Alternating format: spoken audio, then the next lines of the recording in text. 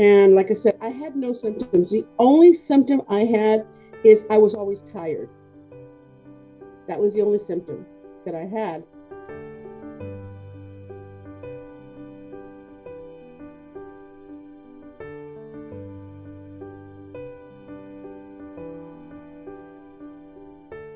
So I decided that I wanted to fight.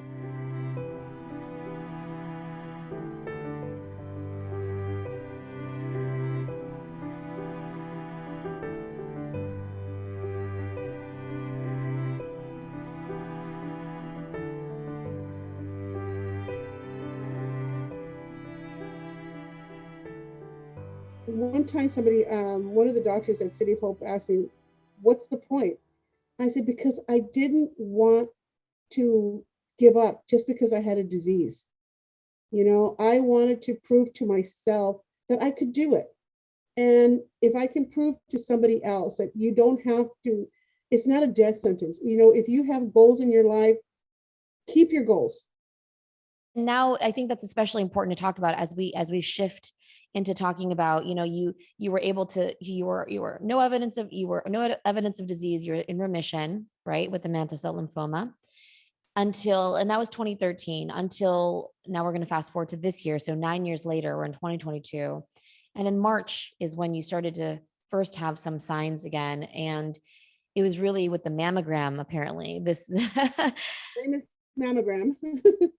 For you mentioned there was mantle cell lymphoma that was detected, in the breast. Also, you talked about your thigh, your left leg, your right and left leg. Yes, my right leg and my left groin. And that was ironic because when they did the PET scan was only supposed to be from my neck to my torso, but for some reason it went past into my legs. And so sometimes I think, well, maybe it was like a guardian angel, and like, let's just go a little bit further. And they found it. But at the time, she was like, I've never really seen it there. So the doctor was like, we don't know if it's mantle cell or not. So, I just had to assume that, okay, I have something in my body that shouldn't be there and we're going to have to deal with it. Well, when they found that I had when they had done the test and they did a biopsy in the right, but they had found that there was a spot in the left, but they felt because originally I had it in my right breast, they concentrated on that. And they did also a biopsy on the lymph nodes as well. So it was in the lymph nodes. Then I went to go see, and now I had a different oncologist because it turned out that back in, I think a couple of years ago, my original oncologist, she wasn't a specialist in mantle cell. She was a myeloma doctor. So she had referred me to Dr. Body, who is a mantle cell or non-Hodgkin's specialist. So Dr. Body was who, is my oncologist. And so when I saw her, and luckily, thank Zoom, because my son, the paramedic, he lives in Lancaster, and his fiance is also a nurse, and she's actually an oncologist nurse. And so they were on the phone with me and the doctor because I wanted them, because I figured if there's any questions that I might not think of, they would know. And of course, my future daughter-in-law, she was able to ask questions of what were my options, which was really good. And what I liked is that Dr. Body was very open and took the time to talk to the three of us, and answer her questions. And then she wrote, on a piece of paper, for me, that I'm a layman. I mean, even though I worked for City of Hope, I was a secretary. What the medical, and was able to show them, because they you could relate, and they knew more of the medical terms versus me. That I'm just thinking chemo, and she's talking about immunotherapies and CAR T cells and all this stuff. So so that's why she gave me options. So it was you, your son, who's a paramedic, and his wife, who's an oncology nurse, The right? wife. Oh yeah, yeah. His Okay. fiance. Yeah. Fiance. And so that was important that you had people there to help translate what was going on. Do you remember some of the important questions that either you asked or your family asked then, or you wish you had asked? Well, yeah. When Dr. Body was explaining, she says that there was a standard, the Reduxa, and of course she says that it's advanced, that those drugs had advanced so much since the time before. that they've got, there's so many different improvements. So Reduxin has improved a lot. And even the Ibruvian had improved. The But ibrutinib. I was leery about that one because of the side effects, but she said they had worked out some of those side effects because, like I said, the chemo brain was one of those that was like 1 in 1,000. And of course, I happened to be one of those in 1,000 that had that one, I had it really bad. Chemo brain is something for some reason some cancer patients have. And I unfortunately was one of those that had it, whereas I'm talking to you, and then it feels like somebody just put up like a black sheet of paper in front of me, and I have no memory. And you can say, Cherylinn, we were talking about X, Y, and Z, and I won't remember. I won't remember at all, and you'll have to just talk it again. So sometimes it can be really scary, and working, that was, especially working for a chairman, that was not a function that I could do, is be talking to a patient or somebody on the phone, and then all of a sudden it's like you're clueless. So that was one of my concerns now. So she mentioned the Reduxin, and then she also mentioned the CAR T cell. I knew a little bit about it, but the CAR T cell, even though it's a really good therapy, it's kind of like the one that you use as your last resort because it's so potent. You want to really keep that till when you've exhausted everything else. Is that what your doctor was telling you? Yeah, and my understanding, because my son had asked, well, what about the CAR T cell? Or my future daughter-in-law had asked, and she said, well, she likes that. She does, that one is a good one. She says, but she wanted to try other options first and save that one for when, like I said, mantle cell is a cancer that's going to come back. That's reality. But so I'd rather keep that one like in the back burner. So at that point when the Reduxin doesn't work anymore, or this doesn't work anymore, or there's nothing out there, then we have that as an option. And then the third option, which is a clinical trial. And there were 2 clinical trials that she had talked about. She said there was one clinical trial where it was an immunotherapy plus a chemo drug combination. And then there was another clinical trial that was just an immunotherapy that was specifically made for mantle cell. So when my son and my Melissa and I were talking, and we talked about it, I seem to gear towards trying the clinical trial, because with anything, when you have a chemo drug like Reduxin, it kills everything. It kills the good cells and the bad cells. So, and I'm older, so I want to make sure that if I have good cells, I want to keep those good cells. Whereas the clinical trial, that one was made specifically for mantle cell. So for me, that seemed like a logical choice, is to try that clinical trial. And like I said, clinical trials, a lot of people think that it's like where some people get placebos and some people get the drug. No, what people have to understand with clinical trials is this is like way afterwards, where everybody's going to get the chemo drug or the drug, so, but it's just to see how well it works and how it affects people. So that's why it's always good for people to understand that clinical trials are not where some people get placebos. It's everybody gets the drug, and to see how it's going to affect you. I really appreciate you bringing that up. We won't go into the specifics of the clinical trial itself, but I like how you were describing what you were considering.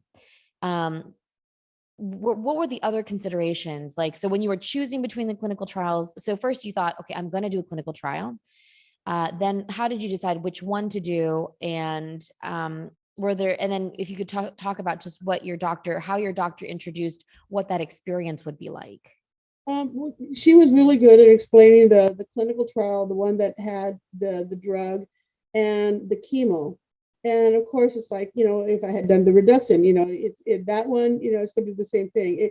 And it was just a general, I think, non-Hodgkin's type chemo. And so it was that with the immunotherapy plus the chemo. So, she says there's always, will it work in the combination of the two, because you're getting, and so, but it had really good results. But then when she said, they had the clinical trial that was specifically made for mantle cell, for me, it just seemed like a no brainer that I would want something that was specifically. And when I asked her, I said, okay, if you had to choose between the two, and she says, well, she mentioned the one that was specifically for mantle cell. She says that one is more towards, just for your type of cancer. She says, but they all work. She says, so any one that you want will work.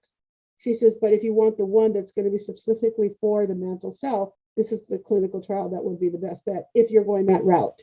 Got it. And what did you have to do to get into the clinical trial? A barrage test. They had, like I think they did the EKG, the stress test, tons of blood work, tons of paperwork. So be prepared that you're going to do a lot of paperwork.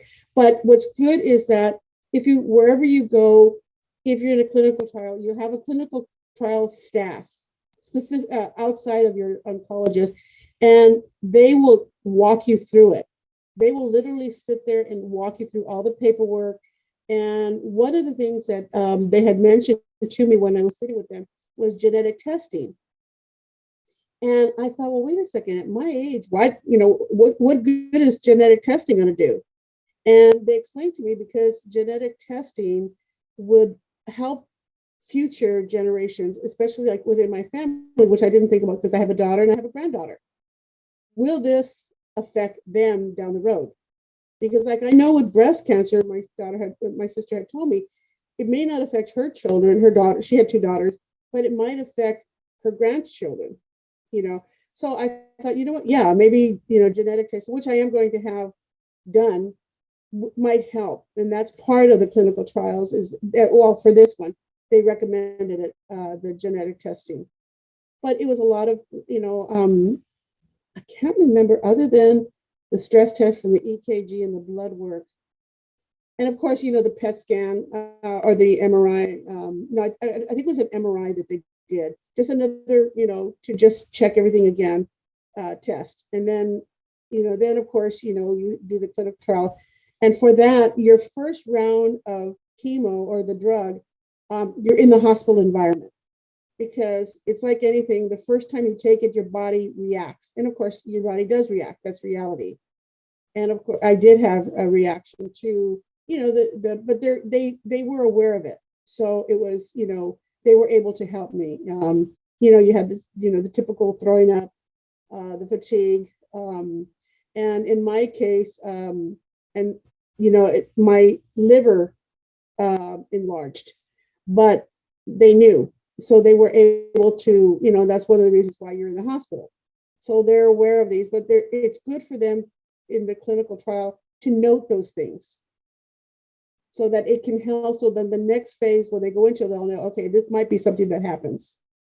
So, but, they made me aware of it all the time. Got it. Okay. Thank you for sharing that. And you also had sent, I know you had to sign an informed consent just to even get into all this. Did you read, like there were 38, 39 pages of it. Did you just sit down and like read it by yourself? Did your doctor sit next to you? Did the clinical trial staff sit next to you and talk you through it? Well, they did sit with me and go through, the pages, but I actually, but it was like scanning, it's like, anything where you just scan it. They show you the important parts of the paperwork. But, I'm one of those that I actually did sit and read. And there was a couple of places where I highlighted, and luckily I was through the portal of City of Hope. I emailed my doctor and says, okay, I saw this and this and this. Should I be concerned about this? And then, she responded to me with an answer that, made me feel better. Made me feel better. And so it was good. Good. Was there anything in terms of, because I know they're talking about obligations and, do they talk about side effects and, like your responsibility and the financial aspect of it? Because I know people have questions about that as well. The financial, because it's a clinical trial, I haven't had any costs for myself. It might also be the type of insurance. Because of my age, I'm on Medicare, but also because I want to continue to go to the City of Hope, I have a Blue Cross supplement. And, knock on wood, I've not had to pay for anything, but I think it's part of the clinical trial that everything is, the lab work and everything is covered. One of the things that they ask you to do is any symptoms that you have, anything that is out of the norm, is to call them and let them know. So then this way they can, they can say, okay, yeah, maybe this might be related, or no, that's just because for some reason I had really bad headaches. And so that was unfortunately one of the things was the headaches. But I could take Tylenol. So once I took the Tylenol, the headache went away. But I made sure that they knew that I was having headache from it. Another thing for me and is for some reason I was always hungry. And they laughed about that because I was like, yeah, some people have said that. I'm like, I was on a weight management program and I had lost 40 pounds and I was so excited about losing the 40 pounds. And then all of a sudden I'm on this chemo. I'm thinking, well, okay, I'm not going to be eating. And then all of a sudden I'm eating and I'm hungry. And I put on like 6 pounds and I was like, oh my gosh. But they told me, not, to just be concerned about my weight, but not to dwell on the fact that, I was gaining weight with it. But that was just me. That's not saying that everybody, but for me, some reason I was hungry. That was one of my side effects. So I don't know if that's a positive or negative of being hungry. I would journal my symptoms, but luckily what I would do is I would email my oncologist and I would say, okay, this is what's going on. I woke up one day and I couldn't stand on my left leg, and it wasn't related. I have neuropathy, and so but it was one of those things where I talked to her about it, and then I talked to my pain management doctor, and we were able to get me medication that relaxed the muscle so that. But it was one of those things where I sat at home thinking, okay, is this related to the chemo or is this just my body? And so but I let them know, that was what was happening, that I was having pain in my left leg. And, it was resolved within a few days, just taking medication. But that's one of the things with the clinical trial is you have to let them know because, what if it was a symptom and you didn't tell them? So one of the things with the clinical trials, you don't feel like you're bugging them if you say, hey, you know what?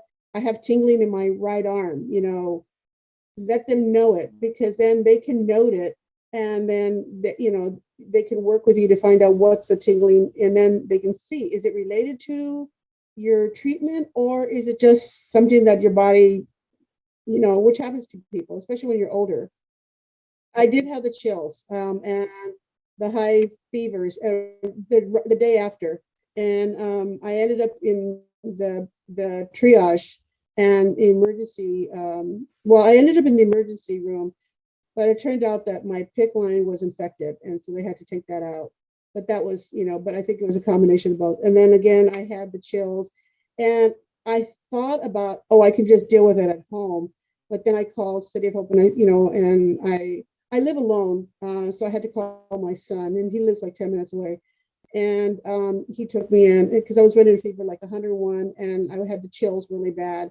And they just kept me, they hydrated me. And then I was able to go home, later on that day with antibiotics.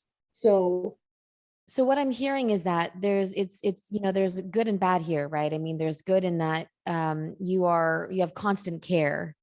But maybe not bad, but just alongside with it, that might be more tedious is just you have to report everything and make sure you're communicating constantly because it's part of a study. And I'm sure they're going to want to know about everything. So it's not good and bad as much as it is just different considerations, I guess. Right. right. But the way I look at it is that's the whole point of a clinical trial is that if I call them and I'm telling them all these different symptoms, it might help the next phase and the next group of people. And they might be able to find out what is it about this that's causing the chills, what's causing the headaches, and because that's what they do. They tweak it, so that they know that for the next phase, they already are aware of, that these people have had those symptoms. And usually within like a day or two, I'm back to normal. Well, normal for me. But I'm back to normal. I walk my dog. I live in a mountain, so I'm back to walking her again. And now I'm on the next phase where I get the chemo every third week. So for 2 weeks, I'm pretty much back to normal, where I can exercise, walking. I can maintain my weight program, and just do normal things that I normally do. But then like next week, I'll have my treatment, so I know that reality is for a couple of days I'm going to be tired and then I'll be back to normal. is there any guidance you have for other people who are either nervous about clinical trials and or just don't know much about them? Is there anything you've learned in your experience so far you'd like to share? Is trust your group, trust the that they will keep you informed. And that's, I'm always a person that believes in gut. You've had those doctors that you go in, they just look at you, they don't even look at you, and then they walk out and you're sitting there thinking, what happened? What I like is if you have a group that they explained everything to you, and that's what I like about the clinical trial group that I'm in, is that she will answer my questions. And if she can't answer it, my oncologist and her physician's assistant, they always will respond to me with whatever, questions or concerns that I have, and let me know, okay, this is what we're going to do. Like now I want to have a port put in my chest, instead of, because I don't have a PICC line. So I said, what are my options of having a port put in? And, so that's something that, so if you have those kind of questions, always, no question is a stupid question. I always, that was like from school, always ask questions, because nothing is stupid. Nothing is, ask the question and they're going to give you an answer, one way or the other. It may not be the answer that you want, but they'll answer. It's like, for instance, when they said you can't drink alcohol, while you're in the clinical trial. And I'm not a drinker, but it's funny. It's like a kid telling you they can't have a cookie. It's like when they tell you can't have alcohol, it's like all of a sudden you're like, man, today's really hot. I would love to have a beer. It's like, so there, so it's like anything, just, understand that during the clinical trials, there's certain things that they ask of you.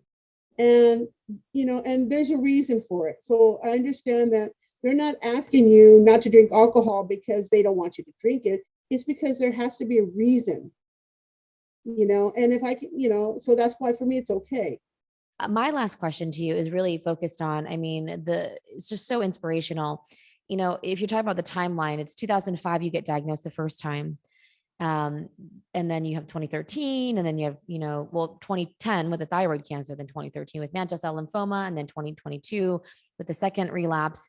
But the dates we haven't talked about is 2008, you got your bachelor's degree, 2010, you got a master's, 2013, you got another master's. I mean, Cherylinn, that is incredible. You tell us about that? I was going to school, and I could have just said, what's the point? And I didn't. It was a goal that I had put for myself, and I didn't want for the cancer to stop me from doing what I wanted to do. So when I got my bachelor's, and then I wanted to pursue it, and I wanted to get a master's in a field that I knew was, at the time that, there'd still be positions open. So I got my master's in HR. But then because of my work with cancer patients, I thought about getting a master's in psychology. So maybe it would give me some little bit of a hindsight into, what's going on with people, and maybe it might help me in, talking to people. And so I ended up, and it was hard because there were times when I had to take a leave of absence, from school, and this was all, by then it was online. My bachelor's was in going to classroom, but both masters were online. So that was easier, but I still had to take medical leave. But one time somebody, one of the doctors at City of Hope asked me, what's the point? I said, because I didn't want to give up just because I had a disease. I wanted to prove to myself that I could do it. And if I can prove to somebody else that you don't have to, it's not a death sentence. If you have goals in your life, keep your goals, and do them, because you feel so much better, for succeeding. And I also wanted to show my kids that you could go to college, you could, go on with your life. You don't have to let that, hold you back. And so that's one of the reasons why I got my degree. By the way, one thing you didn't mention, and I apologize, probably was me, is I did get a stem cell transplant back in 2007. So yeah, so I did get the stem cell transplant, and ironically, I got that through UCLA. But yeah, I forgot to mention that, I did get a stem cell transplant, and I used my own cells, so that's an Autologous. Yeah. Yeah. Autologous stem cell transplant. Anything you want to talk about with the stem cell transplant in terms of, so you had gone through R-CHOP. Right. What was the catalyst, the driver for your doctor saying you need a stem cell transplant? The doctor that I was working for at City of Hope, Dr. John Zaya, he was the one that, because he's a virologist. And one day we just sat and talked about my disease. And then he's the one that told me, he goes, your cancer is really aggressive. He goes, why didn't you get a stem cell transplant? And we're like, I didn't even know what it was. And so, I called up my oncologist, and like I said, he was from UCLA. And I said, I have a bone to pick with you. Why didn't you, do this? And he said, I did so well. He didn't think about it, but then he thought, maybe this should be an option. So at the time, because of my insurance, he sent me to UCLA, and they did the test. And even though it was already 6 months after I had finished R-CHOP, he was like, they were like, well, maybe, we shouldn't do this or not. But for some reason, the doctor is Dr. Pinner Brown, if I could say her name, she's awesome. She says, well, let's just do the test and see if you're a good candidate. And it turned out I was.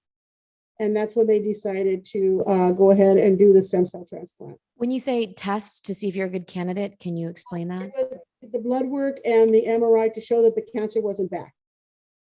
Because it was kind of like they want to make sure that I was still in remission to do it. Because normally a stem cell transplant is done within like a month of when you finish chemo.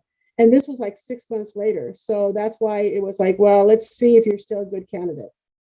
Anything from the stem cell transplant? I know a lot of people, can be nerve-wracking to talk about. Yeah, at the time, and it's changed so much since 2007. In 2007, I was in the hospital in isolation for like 6 weeks. And it was horrendous, because it's, you get like 3 or 4 times the dose of chemo, so you have no immune system. And, I had told nobody to visit me, because I didn't want to stand the chance, because I said, even if somebody sneezed and I was to get an infection, it's life and death. And for me, it was really hard, because I did have a lot of, the symptoms where I had the cold sores in my mouth, rash.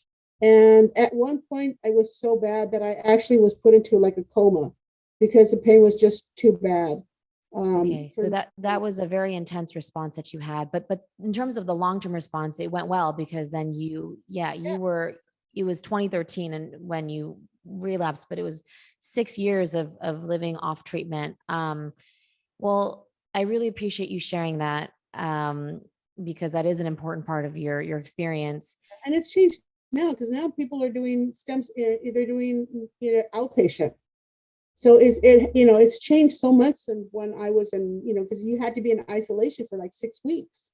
Well, and I think this actually, to your point, is a great end, because it's talking about the shift that we have in mantle cell lymphoma, where you have all the way from 2005 when you were first diagnosed till now, 17 years later. I mean, there have been so many developments, so many new and improvements to existing, regimens, and more understanding of how to be effective with the treatments that are already here and the ones that are on the way. And you are a great example, Cherylinn. You've done everything, and you're on a clinical trial. And I just appreciate you,